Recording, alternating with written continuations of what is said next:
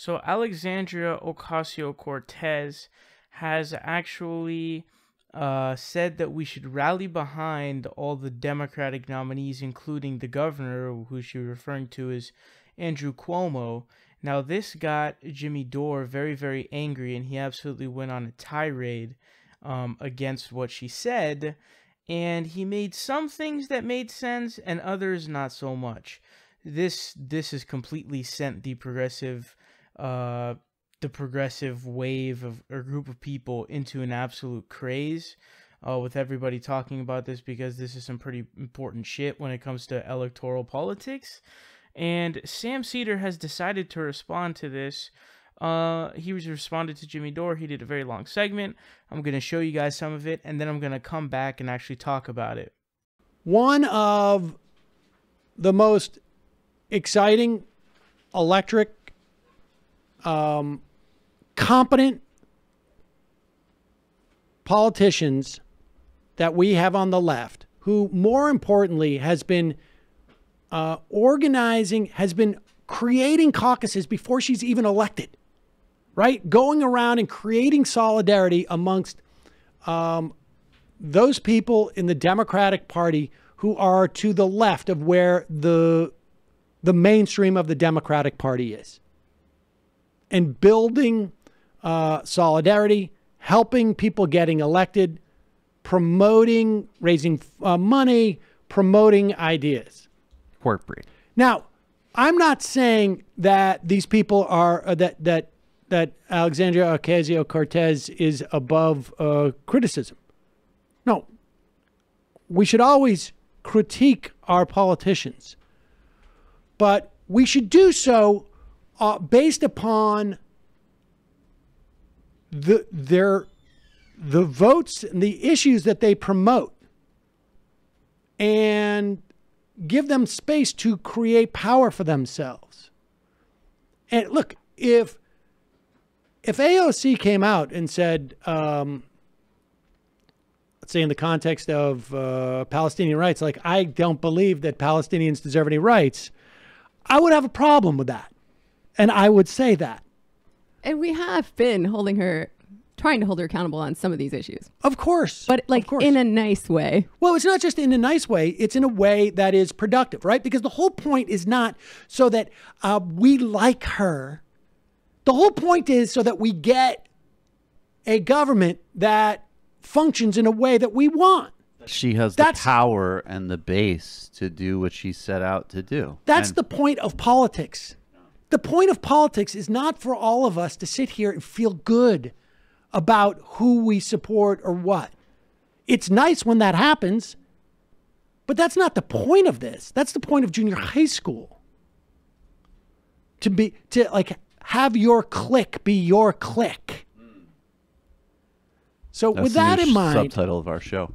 Yeah. Have your clique be your clique. Exactly. The Majority Report. Here is Jimmy Dore bringing up what is one of the most ridiculous, ill-informed. Play the video. And I said Cynthia Nixon, who called him a liar on the debate, quit lying, she told him. And now I wonder if she's going to is she going to tell all the progressives to vote for the Democrats' version of Trump, which is Andrew Cuomo? Pause it. And so the question is Cynthia Nixon going to tell Democrats to vote for Andrew Cuomo? I don't know if she is. I think she's going to stay on the WFP line, the Working Families Party line, because they need 50,000 votes to make sure that they maintain their line position. But nevertheless, continue. And nobody can expect her to do that. But watch this. You think it's even worse than that? You guys ready for this? Watch this. What I also look forward to moving forward is us rallying behind all Democratic nominees, including the governor, to make sure that he wins in November. She's a Democrat, so she has to tell everybody that Andrew Cuomo is the answer. Pause it. In addition to her not telling everybody that Andrew Cuomo is the answer, what she's telling people is that Andrew Cuomo will be better than the Republican. She endorsed Cynthia Nixon. Of course. But there's only two choices on the ballot, folks. of anybody who's going to win. It's either the Republican or the Democrat in this governor's race. I don't know if there's a third or fourth party people, but I got news for you. They're not going to win. 1 million Democrats out of the 1.5 that cast votes for governor voted for Andrew Cuomo. She doesn't have to do anything. She will not lose her position. She will not lose her candidacy if she says, and people should not vote for Cuomo. They should vote for the Republican, or they should vote for someone else and split the votes. You know what would happen if she does that? She can do it, but it would cut into her ability to actually do real things for real people. Not people who want to sit around, feel good about themselves, and that's the agenda. Her agenda is not to make people feel good about themselves. Her agenda is to get specific issues passed through Congress so that they are executed and the American people enjoys them. And there is no theory whatsoever, certainly doesn't come from this video, but I challenge anybody to give me a theory that shows how AOC can achieve more progressive change by coming out and saying at this point, in the lead up to the general election, don't vote for the Democrat at the top of the ticket. Also, she said this in response to a question about it. Like, she's not out there campaigning with him at every step. I think it's really important to remember that Andrew Cuomo is our savior. He's the greatest politician, arguably, of the 21st she said century. Even Cuomo, right? Right. Yeah, even Cuomo is amazing. Exactly. Because I'm a Democrat now. And all right, just play it back and then listen to more. Nominees, including the governor, to make sure that he wins in November. Yes, including the governor. She's a Democrat, so she has to tell everybody that Andrew Cuomo is the answer. Do you see what the problem is with progressives trying to take over the Democratic Party? Do you see the problem? Yes, I see one of the problems, that they are given no room to do even platitudes, to do even the most basic hitting and bunting in terms of building their own political base. Like making an enemy, a public enemy of Andrew Cuomo helps progressives get Medicare for all. How? Making an enemy of Andrew Cuomo, this is after she already endorsed Cynthia Nixon in the primary.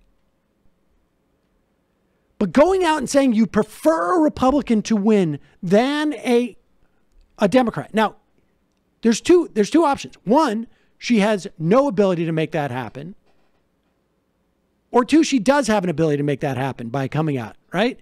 If she makes that happen and there's a Republican in the governorship of New York State, how is that helpful to getting any of the proposals that we are hoping for come to fruition? New Yorkers that don't have health care will wake up. Any of them. They'll wake up, Sam. We're looking at New York now with an opportunity, largely in part because of her, to actually have a Democratic state Senate and a Democratic state assembly. And they need a governor who will sign these things. Andrew Cuomo will not sign them in the way that Cynthia Nixon would have, but he's going to sign them a lot better than a Republican would. You know what else also really stands out to me about this is let's even indulge in a fantasy scenario that somehow... All right, well, let me finish my point. Sorry, here. go ahead. So the other thing is that AOC cannot influence the outcome of the election. That she just says, don't vote for Andrew Cuomo, and alienates the 1 million people who voted for Andrew Cuomo in the primary, never mind the other millions. Now, no one has talked about what a bigger crap stain Andrew Cuomo is in New York State over the past 7 years than I have. I challenge anybody who is not active in New York politics, who doesn't do that, like on any medium, who has maligned Andrew Cuomo with very good reason, more than I. But the fact of the matter is he's better than a Republican. Even the Republicans understand this dynamic. We just need someone to sign it, to sign the legislation, particularly now. And the idea that she has no ability to influence the outfit, it's all signaling. That's what is wanted here.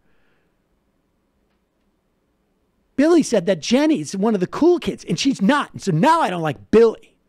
Exactly. Well, I'm looking at the Nixon Cuomo results, and Brooklyn went for Cuomo. So, like, her constituents, a lot of them voted for Cuomo. So if she starts going on just bomb throwing, like, but Jimmy what's the Dore value of it? Like, Well, what's that's actually that's what? another thing that always like, misses it's in this analysis is actually that, and sometimes you see it with some people who follow characters like this on social media.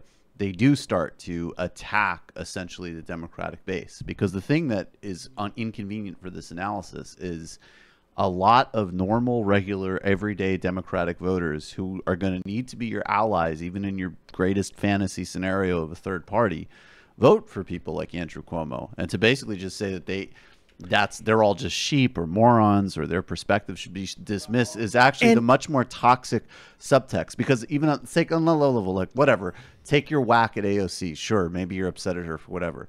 But the larger message of, well, it's obviously all these mouth-breathing idiots that voted for Cuomo or are excited about Andrew Gillum. What are you saying about whole swaths of people you need to engage with and respect? It's pretty disgusting. It's vote shaming from another angle. Well, it's who is, I mean, well, look, I don't think there's anything wrong with vote shaming. The issue is, the issue is what is going to empower this politician who has an agenda that you subscribe to? What is going to empower her? If Andrew Cuomo runs for president, is it going to be more powerful that she said, I voted for him as governor over a Republican, but he should not be our nominee, than vice versa? I mean, these are all basic. These are just like basic, rudimentary. This is about power. This is about how you get you fulfill agendas, not about, I don't like you because you said a nice thing about something. And it's not even saying a nice thing about it. It's saying, I think a Democrat is better than a Republican. And if someone wants to debate that, I'll have a debate with anybody on the left about that. All right. So although I'm a bit torn on this video, and I'll tell you why. Number one, it's because I think that Jimmy was correct in stating that Alexandria Ocasio Cortez should not have endorsed Andrew Cuomo, and that is for two reasons. Actually, three reasons. I'll give you three reasons. First of all, Andrew Cuomo, if you take out all of the politics, all the partisan stuff, right? If you take all of that out, at face value, what he is comprised of is straight up corruption. This dude is corrupt. It's not even funny how corrupt this guy is. For example, the Winklevoss twins donated money to his campaign, and then shortly after, when he gets elected, boom, all of a sudden, their cryptocurrency that they applied for gets approved. Whoa, I wonder why. I wonder how that happened.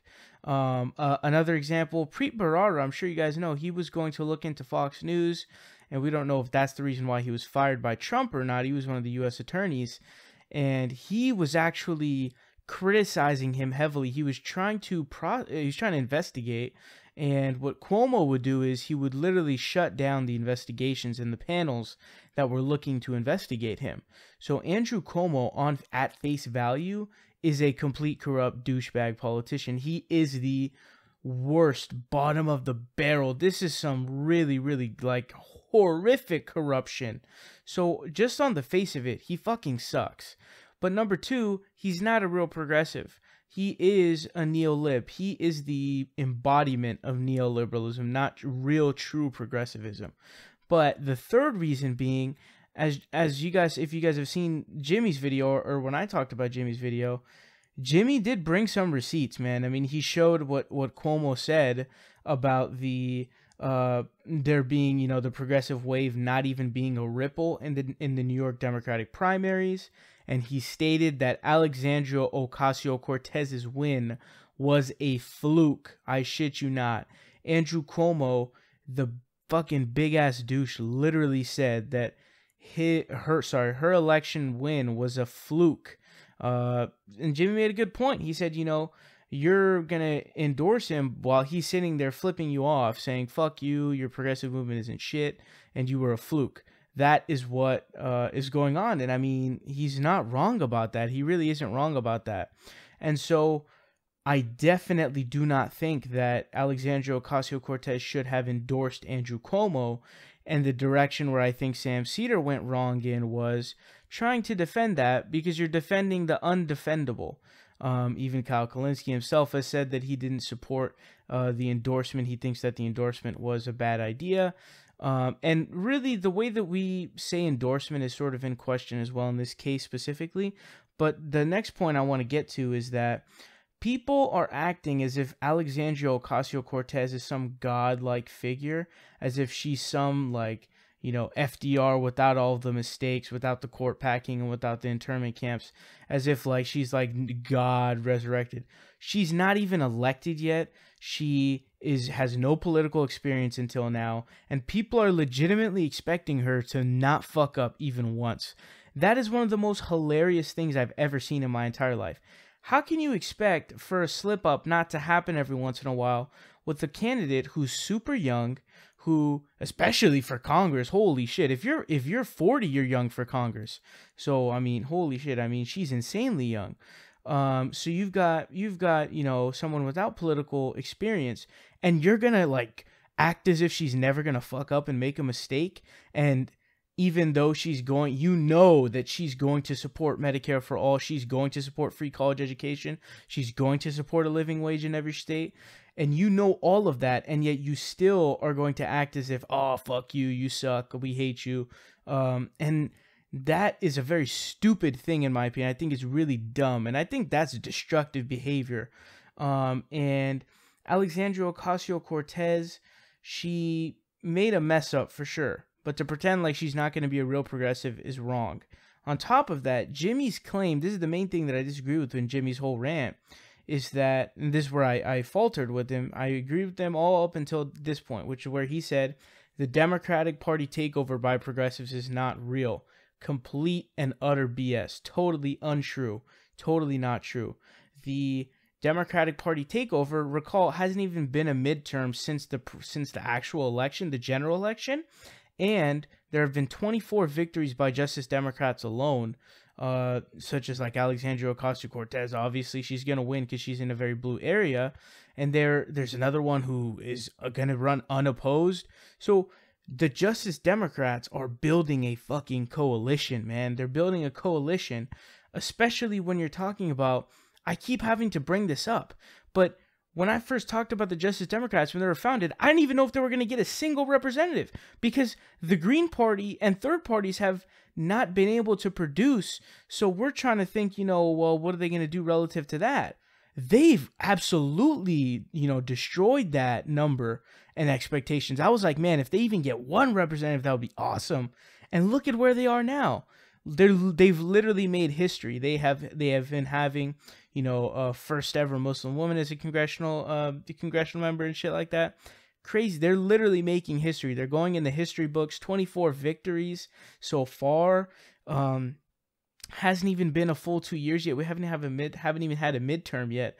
And so you're talking about building up a coalition. That's how you build up a coalition. You get those people into Congress, and we have a potential Bernie Sanders run in 2020, which will inevitably be successful. Imagine that scenario.